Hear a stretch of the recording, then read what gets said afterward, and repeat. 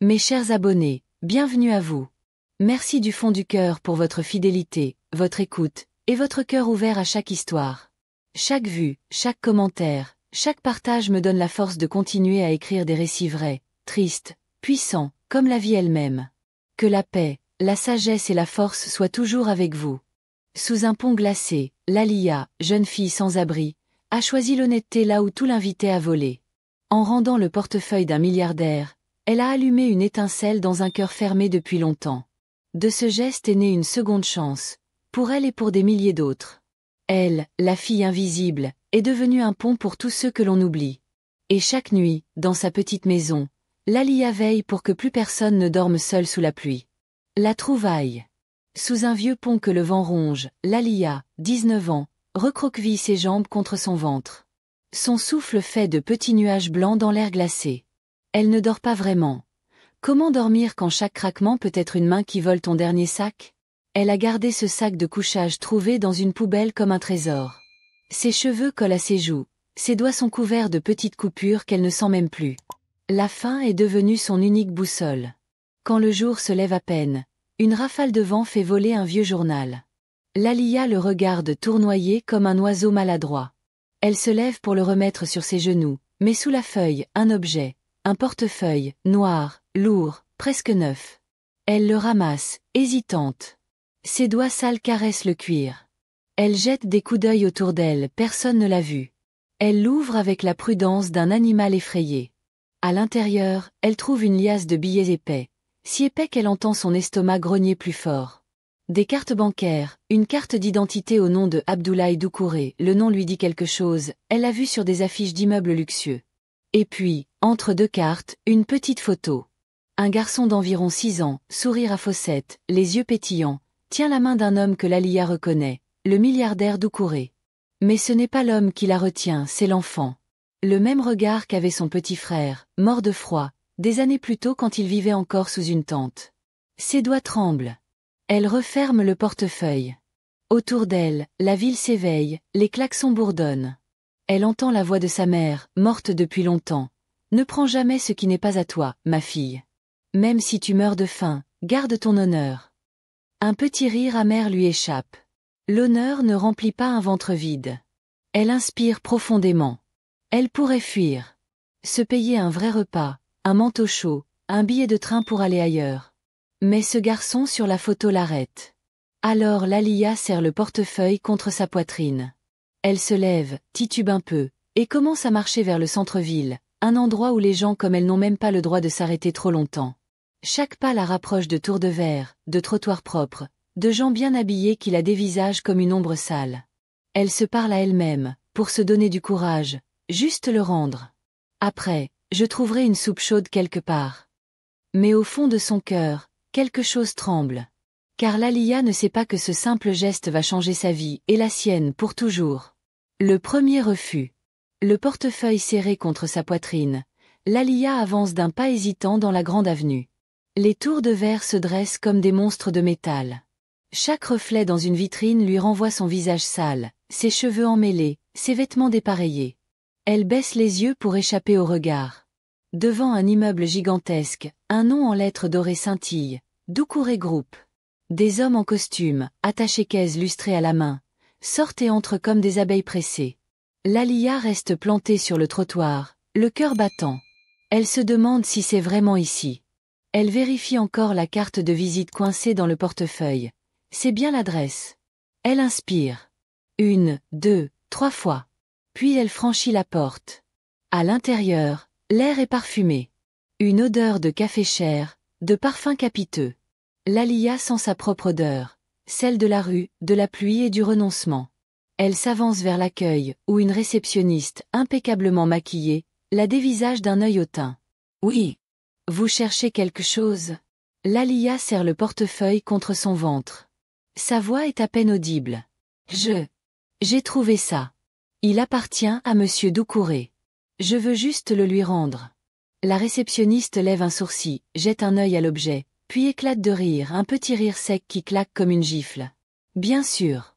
Et moi, je suis la reine d'Angleterre. Allez, dehors. Vous avez assez joué. » Lalia veut protester.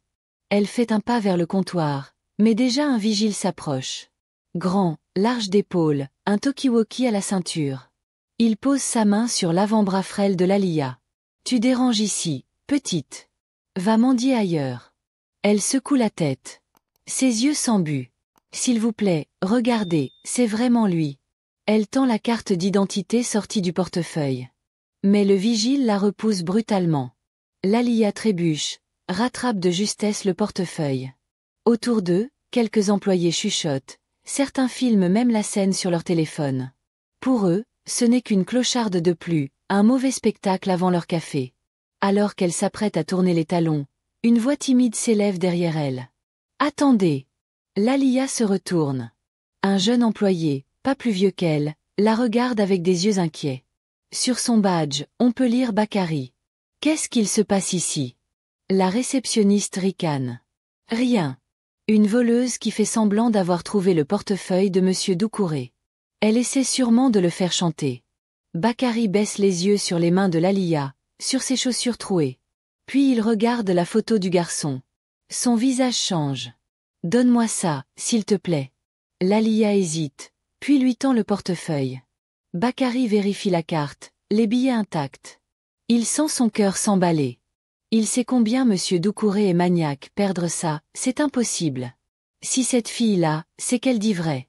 Il se tourne vers le vigile, furieux. « T'es sérieux? Elle aurait pu tout garder et disparaître. Et vous la jetez dehors ?» Il regarde Lalia, la voix plus douce. « Attends ici. Je vais t'appeler le bureau de Monsieur Doucouré. S'il te plaît, ne pars pas. » Lalia se mord la lèvre pour retenir ses larmes. Elle murmure un faible merci.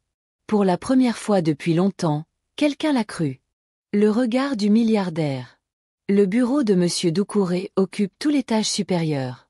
Des vitres du sol au plafond laissent entrer une lumière blanche, presque cruelle. Lalia est assise sur une chaise trop douce pour elle, ses mains sales croisées sur ses genoux. Bakary reste près de la porte, comme pour la protéger. Il n'ose pas la regarder. Il sait que Monsieur Doucouré peut être imprévisible. Soudain, les portes s'ouvrent. Lalia se redresse, le cœur battant. Un homme grand, costume gris anthracite, cravate à peine desserrée, entre entouré de 2 gardes du corps. Ses chaussures brillent comme des miroirs. Ses yeux, sombres et froids, se posent sur la jeune fille. Il ne sourit pas. « C'est elle ?» demande-t-il d'une voix basse, presque lasse. Bakary hoche la tête, tend le portefeuille. Doucouré le prend, vérifie son contenu. Il sort la photo du petit garçon, la regarde longuement. Lalia ne peut détacher ses yeux de cette photo. Un silence pesant s'installe. Doucouré relève enfin la tête, fixe Lalia. Ses pupilles sombres semblent fouiller son âme. « Qui t'a envoyé ?» dit-il. Lalia déglutit. Sa voix est si fragile qu'elle semble se briser à chaque syllabe. « Personne, monsieur. J'ai trouvé, sous un pont, à côté de moi. Je voulais juste, rendre. » Ces mots se perdent dans l'immensité du bureau. Elle se sent si minuscule. Doucouré s'approche, contourne la table, se penche vers elle. Son parfum coûteux pique le nez de Lalia, mélange de cuir et de pouvoir. « Tu aurais pu tout garder. Cet argent. Ces cartes. Pourquoi ne l'as-tu pas fait ?» Elle relève timidement les yeux. Dans les siens, un mélange de peur et d'une vérité nue. Sur la photo, ce garçon, il ressemble à mon petit frère. Il est mort, dans la rue, comme moi. J'ai pensé que je ne pouvais pas. Elle ne termine pas. Sa gorge se serre. Elle baisse les yeux. Ses mains tremblent. Doucouré se redresse. Il jette un regard à Bakary, puis vers ses gardes. Il fait signe qu'il n'a plus besoin d'eux. Ils sortent. L'air devient plus lourd, chargé de mots qu'aucun n'ose dire. L'homme d'affaires ouvre un tiroir de son immense bureau. Il en sort un billet de 100 €, le pose sur la table, bien à plat, comme une offrande empoisonnée. « Tiens. Pour ta bonne action. » Lalia regarde le billet. Il brille comme un mirage. Elle pourrait le prendre, acheter un sandwich, une couverture, survivre un peu plus longtemps. Mais quelque chose en elle se dresse, fière, brisée mais digne. Elle secoue la tête, repousse le billet du bout des doigts. « Gardez-le. Je voulais pas d'argent. » Doucouré lève un sourcil, presque amusé. « Tu refuses ? Tu es plus stupide que je ne le pensais. » Lalia se lève. Ses jambes sont molles, mais son regard est ferme. Merci quand même. Je dois y aller. Elle se tourne vers la porte. Ses yeux croisent une dernière fois ceux de Bakary. Il a l'air triste, coupable de ne rien pouvoir faire. Les lourdes portes se referment derrière elle. Un silence pesant tombe sur le bureau. Doucouré reste seul, le portefeuille dans une main, le billet toujours sur la table. Il regarde la photo de son fils. Et dans ce reflet, quelque chose craque en lui, un souvenir qu'il pensait mort, celui d'un homme qui, jadis, croyait encore aux choses simples et honnêtes. Mais quand il se penche à la fenêtre pour voir Lalia descendre l'avenue, elle a déjà disparu dans la pluie. Le secret dévoilé. La pluie tambourine sur le toit de la limousine noire qui glisse à travers la ville. À l'arrière, Monsieur Doucouré fixe la photo de son fils, le portefeuille bien calé sur ses genoux. À côté de lui, Bakary reste silencieux. Il ne sait pas s'il doit parler. Doucouré, lui, semble ailleurs, ses yeux ne regardent ni la route, ni la ville, mais quelque chose qu'il a enterré depuis longtemps. Elle aurait pu tout garder, murmure-t-il. Oui, monsieur, souffle Bakary. Mais elle l'a rendu. Doucouré ne répond pas tout de suite. Il range la photo dans le portefeuille, ferme le tout d'un claquement sec. Trouve-moi cette fille, ordonne-t-il. Pardon. Lalia. Trouve-la. Elle doit être encore dans les rues, non? On ne laisse pas un fantôme dehors comme ça. Bakary acquiesce. Quand il descend de la voiture, il jette un dernier regard à son patron. Jamais il ne l'a vu aussi troublé. Le lendemain, Bakary retourne sous le pont où Lalia avait dit avoir trouvé le portefeuille. La pluie a cessé, mais la ville est toujours froide pour les sans-abri. Un vieux clochard lui désigne un coin sombre. La petite? Elle n'est pas revenue. Elle a dû filer ailleurs. Ici, on disparaît vite. Bakary cherche pendant 2 jours. Il dort à peine, traverse les foyers, interroge les autres sans-abri. Personne ne sait rien. Certains ont peur, d'autres se moquent de lui. Une fille honnête, dans ce monde-là? Ça n'existe pas. Quand il rentre bredouille au bureau, Doucouré l'attend, appuyé contre la baie vitrée de son immense salon. Rien? Demande-t-il d'une voix rauque. Rien, monsieur. J'ai fouillé chaque refuge, chaque pont, chaque ruelle. Elle a disparu. Doucouré ferme les yeux. Dans le reflet de la vitre, il voit sa silhouette, grande, impeccable, mais le regard vide. Il se souvient de la première fois qu'il est arrivé en ville, lui aussi sans rien. Il avait volé pour survivre, menti, piétiné les autres pour monter plus haut. Aujourd'hui, un simple geste d'une gamine crasseuse réveille sa honte. Il passe une main sur son visage. Il n'a plus dormi depuis qu'il a revu la photo. Il décroche son téléphone, appelle un vieil ami, un avocat qui gère ses anciens dossiers immobiliers. Je veux le rapport sur cet incendie, il y a 4 ans, rue du Moulin. Le squat qui a brûlé? Oui. Donne-moi tout. Le soir même, il lit le rapport. Ses mains tremblent un peu. Il découvre qu'un immeuble lui appartenait à l'époque, laissé à l'abandon après un litige. Les câbles électriques pourris avaient causé un court-circuit. Des sans-abri y vivaient, dont une femme et ses 2 enfants. Un seul corps d'enfant avait été retrouvé. La mère était morte sur le coup. Lalia. Il ferme les yeux. Ce n'est pas lui qui a mis le feu, non, mais c'est lui qui avait laissé ce bâtiment pourrir. Pourtant, cette gamine n'a rien pris. Pas un billet. Pas un mot d'haine. Il repose le dossier. Dans son grand bureau silencieux, le bruit de la ville semble lointain. Doucouré comprend qu'il n'a plus seulement perdu un portefeuille, il a perdu ce qui lui restait d'humain. Tard dans la nuit, il se lève. Il enfile un manteau sombre, sort seul sans ses gardes. Il monte dans sa voiture. Il a une adresse, une idée, un nom. Il sait qu'il doit la trouver, pas pour réparer son image, pour réparer son âme. Dans la rue, la ville dort. Et quelque part sous un pont, Lalia aussi lutte contre le froid, inconsciente qu'un fantôme de sa tragédie roule dans la nuit, prêt à tendre la main qu'elle n'a jamais eue. La main tendue. La nuit est tombée comme un couvercle sur la ville. Sous un pont isolé, à l'écart des lumières trop brillantes des tours, Lalia est allongée sur un carton détrempé. Son vieux sac de couchage troué ne suffit plus à couper le froid. Elle respire fort pour sentir la chaleur s'échapper de sa bouche, comme pour se prouver qu'elle est encore vivante. Elle n'a pas mangé depuis la veille. Dans son sac en plastique, il reste une pomme à moitié pourrie. Elle hésite, la repose. Mieux vaut la garder pour demain. Peut-être. Autour d'elle, quelques autres silhouettes dorment, ou font semblant de dormir, serrant contre eux leur maigre trésor. Dans ce monde de l'ombre, on ne se fait pas confiance, même pour un morceau de pain. Lalia, elle, ne ferme pas l'œil. Sa tête repose contre un vieux sac. Entre ses mains, serrée comme un talisman, la photo qu'elle a gardée en secret, elle a imprimé dans son esprit l'image de ce petit garçon qui lui rappelait son frère. Elle la fixe, encore et encore. Elle murmure tout bas, comme une prière pour son frère disparu. « Pardon. Je voulais juste te rendre fier. Pardon de pas avoir volé. Pardon. » Une larme sale glisse sur sa joue. Ses paupières se ferment. La fatigue finit par l'emporter. Plus loin, dans une voiture garée près du pont, Monsieur Doucouré observe. Il est seul, sans ses gardes, son manteau relevé jusqu'au menton. Il n'a jamais eu aussi froid. Ses yeux fouillent chaque ombre, chaque recoin humide sous l'arche du pont. Et puis il la voit. Une petite forme recroquevillée, si fragile qu'un coup de vent pourrait l'emporter.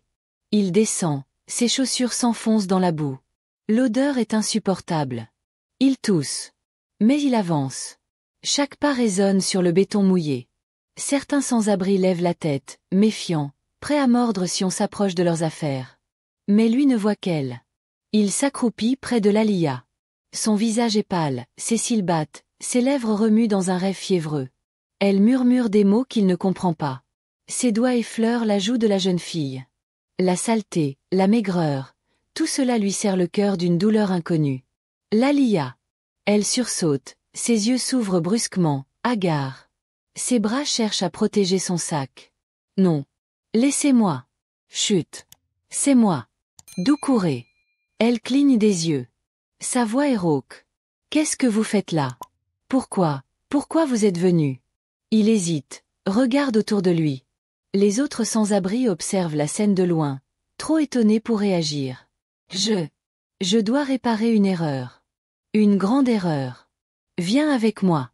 Elle rit, un petit rire sec, presque douloureux. Avec vous? Où ça? Dans vos tours de verre? Non. Non, je reste ici. C'est ma place.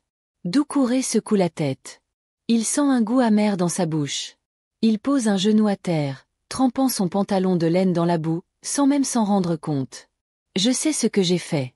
Je sais ce que j'ai laissé derrière moi. Mais toi, tu ne mérites pas ça. Pas après ce que tu as fait pour moi. Pour mon fils. Je veux rien. J'ai pas besoin de votre charité. Il lui prend doucement la main. Elle est glacée. Il la serre dans la sienne, chaude, puissante. Lalia le fixe, perdu entre peur et espoir. Ce n'est pas de la charité. C'est une dette. Laisse-moi t'emmener. Tu es malade, Lalia. Tu vas mourir ici. Et moi, je vivrai encore moins bien si je te laisse là. Les mots flottent dans le silence. Une voiture s'arrête sur le pont. Bakary en sort, trempé, essoufflé. Monsieur. J'ai tout préparé. L'hôpital est prêt. La chambre. Tout. Lalia regarde Bakary, puis Doucouré. Dans ses yeux, une bataille se joue, fuir ou saisir cette main qu'on ne lui a jamais tendue. Une larme silencieuse roule sur sa joue creusée. Elle inspire, à peine un souffle. Si je viens, vous me laisserez partir après? Doucouré ferme les yeux. Un petit sourire douloureux fend son visage fatigué. Si tu veux partir, tu partiras. Mais promets-moi de rester en vie.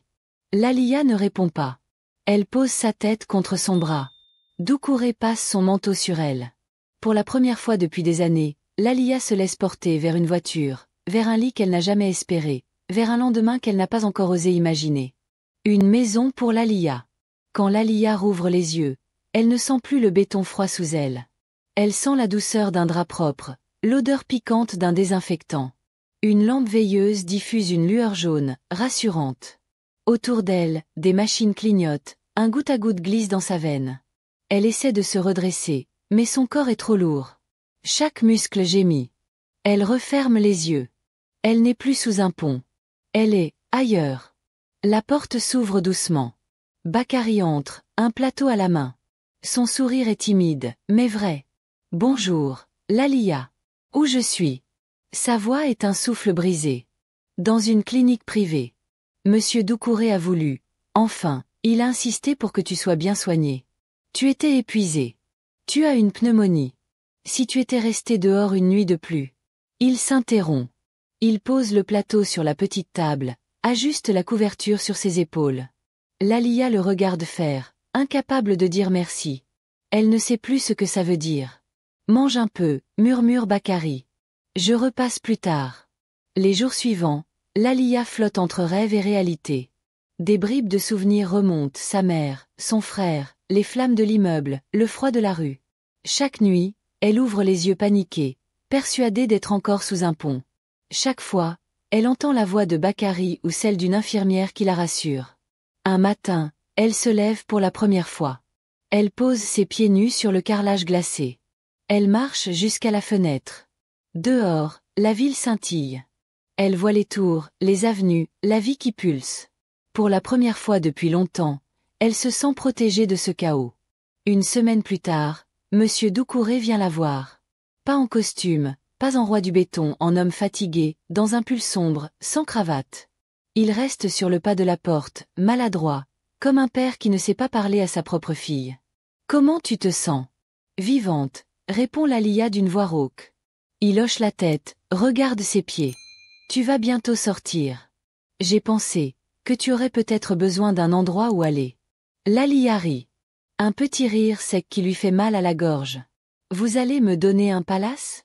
Doucouré esquisse un sourire. « Non. Juste une chambre. Un petit studio. Et un travail. Si tu le veux. » « Pourquoi ? Pourquoi vous faites ça ?» Il soutient son regard. Pour la première fois, Lalia voit qu'il porte aussi ses cicatrices. « Parce que je te dois la vie de mon fils, et la mienne. Et parce que tu n'as rien pris, alors que j'ai pris tant aux autres. » Il reste là, face à face, sans rien dire. Dans les yeux de Lalia, on lit encore le doute. Elle ne croit pas aux contes de fées. Pas après la rue. Mais elle sent, quelque part, qu'un bout de glace fond. Quand elle sort, Bakary l'attend devant la clinique. Un taxi les conduit jusqu'à un petit immeuble aux murs clairs. Lalia serre un sac plastique, ses seuls biens. Elle tremble un peu quand elle pousse la porte de son nouveau « chez elle ». À l'intérieur, tout est simple, un lit, un bureau, une petite cuisine. Sur la table, un panier avec du pain frais, du beurre, du lait. Elle fait le tour, touche les murs comme pour vérifier qu'ils sont réels. Elle s'assoit sur le lit, s'allonge, puis se redresse aussitôt, le matelas est trop moelleux pour une fille de la rue. Bakary pose une clé sur la table. Si tu veux partir, personne ne t'en empêchera. Mais si tu restes, Monsieur Doucouré veut te voir demain. Pour te parler du projet. Quel projet ?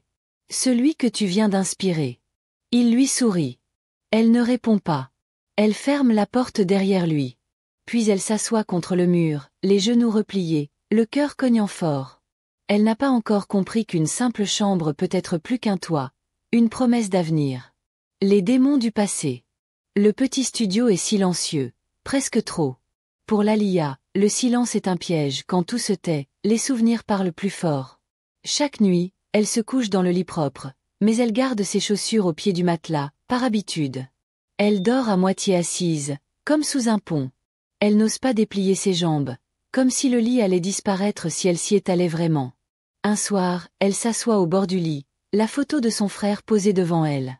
Elle la garde toujours sous l'oreiller, comme un gris-gris. Elle ferme les yeux. Elle se revoit, tenant la main de son petit frère, serrés l'un contre l'autre dans ce squat qui sentait la moisissure. Elle entend encore le crépitement des flammes, les cris étouffés de sa mère, l'effondrement du plafond. Au même moment, dans son bureau au sommet de la tour, Doucouré relit encore et encore le dossier de l'incendie. Chaque ligne lui brûle la poitrine. Il revoit les photos de la carcasse noircie, les rapports des pompiers, la mention « court-circuit dû à une installation vétuste ». Il passe sa main sur son front. La culpabilité, d'habitude si bien enfouie sous ses millions, lui colle à la peau. Lalia est la preuve vivante de tout ce qu'il a détruit pour bâtir son empire. Et chaque jour qui passe, il se demande si ce qu'il lui offre suffira à racheter sa faute. Une semaine après son installation, Lalia est convoquée dans la grande salle de réunion de Doucouré Group. Elle porte des vêtements neufs, trop larges pour son corps encore maigre. Elle se sent déguisée. Ses chaussures grincent sur le carrelage brillant. Quand elle entre, elle sent les regards. Une quinzaine d'hommes et de femmes bien habillés la détaillent, de haut en bas, avec un mélange de curiosité et de mépris poli. Doucouré est au bout de la table. Il lui sourit, l'invite à s'asseoir. Autour de lui, ses avocats, ses directeurs, ses proches collaborateurs. Lallia comprend vite quel est le sujet de la réunion. Un homme, costume sombre, lunettes cerclées d'or, prend la parole. Sa voix est tranchante comme un couteau. Monsieur Doucouré, avec tout le respect, cette fille est un risque. Les médias vont fouiller son histoire. Elle est instable. Elle n'est pas fiable. Vous prenez un énorme risque en la gardant près de vous. Lallia baisse les yeux. Ses poings se serrent sur ses genoux. Elle voudrait disparaître. Un autre enchaîne. Elle a vécu dans la rue. Qui sait ce qu'elle a fait pour survivre? Drogue, vol, prostitution, une mauvaise rumeur, et votre image en pâtit. Peut-être même qu'elle cherche à vous faire chanter. Les mots résonnent dans la tête de Lallia. Elle ferme les yeux pour ne pas pleurer. Elle sent la colère, la honte, la douleur revenir comme un poison. Doucouré tape du poing sur la table. Le silence retombe. Assez. Vous parlez d'elle comme si elle n'était pas là. Elle est là. Et elle est plus droite que nous tous ici. Il se tourne vers elle. Son regard est doux, mais ferme. Lallia, écoute-moi. Si tu veux partir, je te laisserai partir. Mais sache que je ne te laisserai jamais retourner sous un pont. Je ne veux pas être votre fardeau, murmure-t-elle. Un silence encore plus lourd remplit la pièce. Les conseillers échangent des regards gênés. Certains ricanent. Doucouré se lève, contourne la table. Il pose une main sur l'épaule de Lallia. Tu n'es pas un fardeau. Tu es la preuve qu'il reste quelque chose de bon en moi. Et ça, aucun d'eux ne peut le comprendre. Il regarde son équipe, glacé. Celui ou celle qui ose la traiter autrement qu'avec respect, n'a plus sa place ici. Personne ne répond. Mais Lallia sent, au fond d'elle, que ses regards ne changeront pas si facilement. Elle sait qu'elle devra se battre pour garder sa place. Elle sort de la salle le cœur lourd, mais pour la première fois, une petite braise brûle dans sa poitrine. La rage de ne plus être invisible. La revanche de l'injustice. Les semaines passent. Dans le petit studio, Lallia s'adapte, un geste après l'autre. Elle apprend à cuisiner sans avoir à se battre pour une casserole commune, à dormir sans surveiller ses affaires, à s'habiller sans quémander des vieux vêtements jetés. Mais chaque soir, elle sent les mots des conseillers résonner. Elle est instable. Elle est un risque. Cette peur-là, elle ne peut pas l'enfermer à clé. Un matin, Bakary frappe à sa porte. Il lui apporte un dossier, soigneusement rangé dans une pochette en cuir. Doucouré veut que tu lises ça. Lallia l'ouvre, les mains tremblantes. À l'intérieur, un projet de fondation. Des photos de centres d'accueil, des plans pour des foyers décents, une école de réinsertion. Et son nom, tout en haut, Fondation Lallia. Elle referme le dossier, incapable de parler. Bakary sourit, embarrassé. C'est toi qui l'as inspiré. Il veut que tu sois l'ambassadrice. Que tu témoignes. Moi? Mais je ne sais pas parler, moi. Tu sais raconter ce que tu as vécu. C'est tout ce qu'il faut. Le soir même, Lallia assiste à une petite réception organisée par Doucouré. Des journalistes, des mécènes, quelques influenceurs, tous veulent voir la « fille de la rue » qui l'a sauvée. Sous les projecteurs, Lallia se sent nue. Les flashs crépitent, les chuchotements l'assaillent. Elle ne sait même pas se tenir droite. Elle va faire fuir les donateurs. Elle s'isole sur la terrasse. Le vent froid la claque au visage.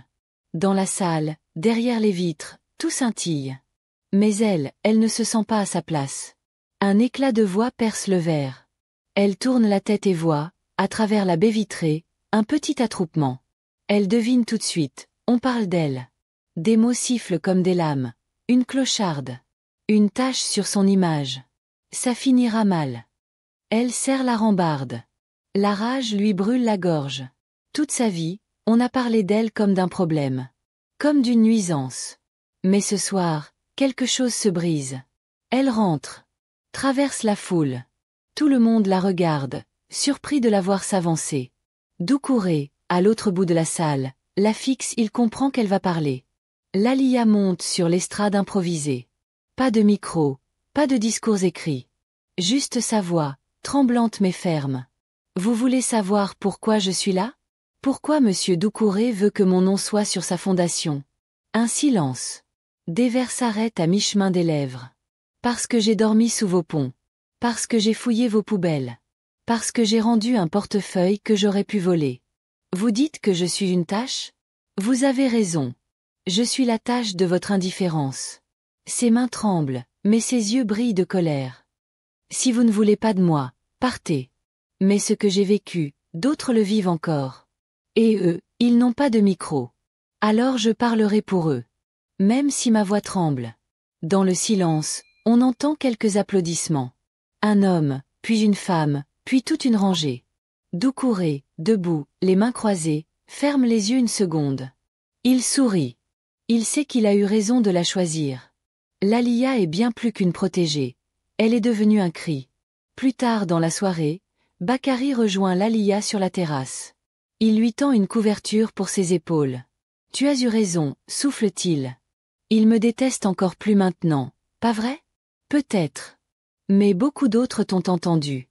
Et ça vaut tout l'or de Doucouré. » Dans ses yeux, Lallia lit qu'elle n'est plus seule à porter ses blessures. Et pour la première fois, l'injustice qu'il a faite naître devient une arme. Une arme pour les autres. Retrouvailles. Après cette soirée, la vie de Lallia prend une autre vitesse. On l'invite à des conférences, à des tables rondes sur le mal-logement, sur l'enfance oubliée. Elle n'a pas de mots savants mais ses histoires frappent droit au cœur. Les médias publient son visage, mais toujours accolé à la même étiquette, la fille que le milliardaire a sauvée. Personne ne sait qu'en vérité, c'est elle qui l'a sauvée lui. Pendant ce temps, Doucouré, lui, devient insaisissable. Ses journées sont avalées par les réunions, les voyages, les signatures de contrats qu'il balance à la poubelle quand ça ne lui semble plus propre. Il la voit de loin, souvent à travers un écran de télévision. Il entend sa voix trembler, puis se poser. Il la regarde grandir. Et il comprend qu'elle lui échappe, comme un oiseau trop longtemps en cage.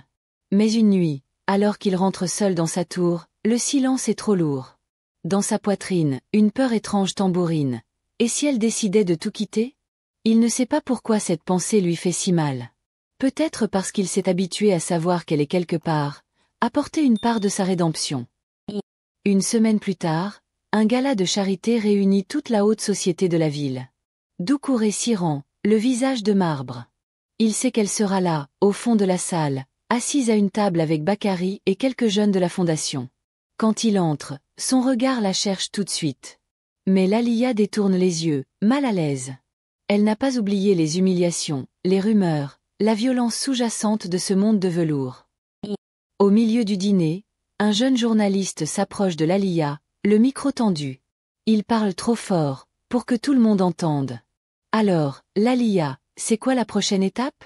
Vous allez continuer à dépendre de la générosité de Monsieur Doucouré toute votre vie?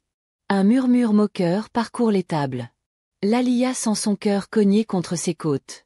Les vieux démons de la honte et du doute se bousculent à l'entrée de ses lèvres. Mais avant qu'elle ne trouve ses mots, une voix résonne derrière elle. Elle ne dépend de personne. C'est Doucouré. Il vient de poser sa main sur le dossier de sa chaise. Toute la salle se tait. Il s'adresse au journaliste sans hausser la voix, mais chaque syllabe est une gifle. Si je suis encore debout aujourd'hui, c'est grâce à elle. Elle n'est pas un fardeau. Elle est mon rappel. Mon antidote. Mon sang neuf. Et si un jour elle décide de partir, elle ne partira pas les poches vides. Elle partira avec la moitié de ce que j'ai. Un choc. Un silence. Un murmure, la moitié. Lallia lève les yeux, tremble. Doucouré se penche, leur front presque collé. Je ne veux pas te perdre, Lallia. J'ai besoin de toi ici. Pas pour les caméras. Pour moi. Pour mon fils. Pour tous ceux que tu sauveras encore. Elle cligne des yeux, débordée d'émotion. Elle sent qu'elle pourrait courir loin, disparaître. Mais ce soir, la peur n'est plus forte que la gratitude. Quand la soirée se termine, Lallia sort seule sur la grande terrasse du palace. Les lumières de la ville clignotent au loin. Elle ferme les yeux. Elle sent une main frôler son épaule. Bakary. Il sourit, fier. C'est fou, hein? La fille du pont, aujourd'hui. La fille du pont, répète Lallia. Oui. Elle prend une grande respiration. Cette fois, elle n'a pas froid. Elle ne tremble pas. Au fond d'elle, elle comprend que ses retrouvailles ne sont pas seulement avec Doucouré, ni même avec les autres. Ce sont ses retrouvailles avec elle-même. L'enfant cassé, la sœur endeuillée, la fille perdue. Toutes ces Lalia s'enlacent enfin dans ce souffle, sur cette terrasse, au-dessus d'une ville qu'elle n'a plus peur de regarder en face. Une nouvelle famille. Quelques mois plus tard, la ville a changé de visage pour Lalia. Les ponts et les ruelles humides où elle se cachait jadis sont devenus des points de passage, des endroits où elle retourne parfois, non pas pour y dormir, mais pour y tendre la main à ceux qui lui ressemblent. Elle marche souvent seule, en silence, un carnet à la main pour noter chaque nom, chaque histoire qu'elle croise. Comme si elle récoltait les fragments de vie qu'on veut oublier. La fondation Lalia a pris racine. Doucouré a tenu parole. Des foyers naissent, des ateliers de réinsertion ouvrent leurs portes, des écoles improvisées sous les ponts s'installent pour donner aux enfants de la rue un abri pour l'esprit. Et Lalia est là, partout. Parfois, elle se sent dépassée. Mais à chaque fois qu'elle flanche, elle se souvient qu'elle n'est plus seule. Un matin, elle pousse la porte d'un ancien entrepôt transformé en centre d'accueil. Des enfants la voient arriver, pieds nus sur le carrelage froid, et se ruent sur elle comme sur une grande sœur. Elle s'agenouille, ouvre ses bras. Un petit garçon, les cheveux en bataille, s'accroche à son cou. Dans ses yeux, elle revoit son frère, ce frère qu'elle n'a pas pu sauver. Elle leur lit une histoire, posée sur une couverture, entourée de corps chauds, de rires étouffés. Son cœur se gonfle à chaque respiration. Pendant ce temps, Doucouré l'observe de loin, assis sur une vieille chaise de plastique, costume froissé. Son téléphone sonne sans cesse, contrat, investisseur, compte. Mais il le laisse sonner. Il se penche vers Bakary, son bras droit devenu un ami. Regarde-la, Bakary. Regarde ce qu'elle est devenue. Elle est la meilleure chose qui vous soit arrivée, monsieur. Oui. Et moi, je pensais la sauver. C'est elle qui nous sauve. Un soir, Lalia rentre tard dans son petit studio. Il y a encore un carton posé dans un coin, jamais déballé. Elle ne sait toujours pas ranger sa vie dans des tiroirs. Sur la table, une enveloppe, une lettre de Doucouré. Elle l'ouvre, surprise. Pas de formule froide. Juste quelques lignes griffonnées à la main. Si tu veux un vrai toit, il y a une maison pour toi, pas loin d'ici. Mais tu restes libre, toujours. Signe juste en bas si tu veux. Sinon, je ne t'en voudrais pas. Doucouré. Elle repose la lettre. Elle regarde ses murs vides, son matelas toujours plié à moitié, comme au premier jour. Elle comprend que cette pièce n'est qu'un passage. Son vrai toit, c'est déjà autre chose. Quelques semaines plus tard, une fête est organisée pour inaugurer le plus grand centre de la fondation. Les journalistes sont là, les donateurs aussi. Mais cette fois, c'est Lalia qui tient le micro.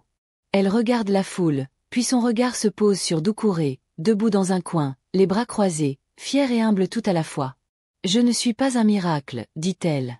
Je ne suis pas une héroïne. Je suis juste une preuve. La preuve que même quand on est invisible, on peut exister. La preuve qu'un jour, plus personne ne devra dormir sous un pont, pas même une Lalia. » Les applaudissements fusent. Elle tremble un peu, mais son sourire est vaste comme l'aube. Plus tard, loin des projecteurs, elle se faufile dehors. Sous un arbre, Bakary rit en l'apercevant. « Tu fuis encore les caméras ? J'ai jamais aimé ça. » Elle s'assoit à côté de lui. Doucouré les rejoint. Il pose une main sur son épaule, une tendresse silencieuse. « On est ta famille, tu sais ? » murmure-t-il. Elle hoche la tête. « Un peu. C'est vrai. Une famille de brisures recousues, de mots qu'on n'a jamais osé dire. Une famille faite de ceux qui restent, même quand tout s'écroule. Et quand la nuit tombe, qu'elle ferme les yeux dans sa nouvelle chambre, peut-être dans cette maison dont elle n'a même pas voulu signer les papiers, elle glisse la photo de son frère sous l'oreiller. Pour lui dire qu'elle a tenu bon. Qu'elle n'est plus seule. Et que sous un pont, un jour, est née la plus belle chose qu'elle puisse offrir au monde. Une nouvelle famille pour ceux qui n'en ont plus. Le pont et la maison. Des années ont passé depuis la nuit où Lalia a ramassé ce portefeuille sous un pont. La ville l'a vu changer, se relever, trébucher parfois, mais toujours continuer. On l'appelle encore la fille du pont, mais aujourd'hui, personne ne dit ce surnom avec mépris. Dans les foyers de la fondation, dans les ruelles sombres où elle revient souvent, son nom est un mot secret qu'on murmure pour se donner du courage. Un matin d'hiver, Lalia traverse un vieux quartier à pied. Elle tient un thermos de thé brûlant, qu'elle distribue aux silhouettes endormies sous des cartons. Elle s'arrête devant le même pont où tout a commencé. Les pierres humides, l'odeur de la boue, la brume froide. Tout est resté pareil, sauf elle. Elle ferme les yeux et entend la voix de son frère, cette petite voix qu'elle garde en elle. T'as vu, Lalia? Tu l'as fait. Elle sourit. Une larme roule sur sa joue, mais elle ne la chasse pas. Elle la laisse couler, comme un fil invisible qui relie son passé à ce présent inattendu. Pas très loin, dans la grande tour de verre, Doucouré regarde par la fenêtre. Ses cheveux ont blanchi, ses mains tremblent un peu quand il signe des papiers. Mais son regard est vivant, moins dur qu'avant. Il ne possède plus tout. Il a revendu des parts, donné des actions, financé des centres. Sa richesse est devenue un pont, comme celui où Lalia dormait. Un pont pour que d'autres traversent sans tomber. Un après-midi, Lalia entre dans un des foyers qu'elle a aidé à bâtir. Elle y croise un garçon d'à peine 15 ans, un sac plastique à la main, le regard perdu. Elle lui tend un sandwich, un sourire. « Comment tu t'appelles » ? « Mamadou », répond l'adolescent. Elle l'invite à s'asseoir. Elle lui montre le dortoir, la douche, le coin lecture. Dans son sac, elle garde toujours la photo de son frère. Elle la sort parfois pour la glisser sous un oreiller, dans la poche d'un gamin perdu, comme un porte-bonheur silencieux. La nuit, quand elle rentre dans sa petite maison, oui, elle a fini par l'accepter, elle s'assoit sur son vieux tapis, une tasse de thé fumant à la main. Elle regarde autour d'elle, les murs sont remplis de photos. Des visages d'enfants, de bénévoles, de sourires arrachés à la boue. Et au milieu, une photo en noir et blanc, Lalia, sous le pont, un portefeuille dans la main. Elle chuchote. Pour toi, mon petit frère. Pour toi. Et pour tous ceux qui viendront après. Dehors, le vent siffle sous les toits. Mais dans cette maison, le froid ne passe plus. Et dans le cœur de Lalia, plus aucun pont n'est un tombeau. Ils sont des passerelles pour que jamais plus un enfant ne soit laissé sous la pluie, invisible. Et c'est ainsi qu'elle ferme les yeux, chaque soir, sans peur. Parce qu'elle sait qu'au bout de la rue, quelqu'un, quelque part, tendra la main, exactement comme elle l'a fait, ce jour-là. Merci d'avoir écouté cette histoire. Si elle a touché quelque chose en vous, si elle a réveillé un souvenir, une émotion, ou simplement un peu d'espoir, abonnez-vous. Pas seulement pour une vidéo de plus, mais pour continuer ensemble ce voyage à travers des récits oubliés, des vérités humaines, et des silences qui parlent plus fort que les mots. Votre écoute donne vie à ces histoires. Merci d'en faire partie.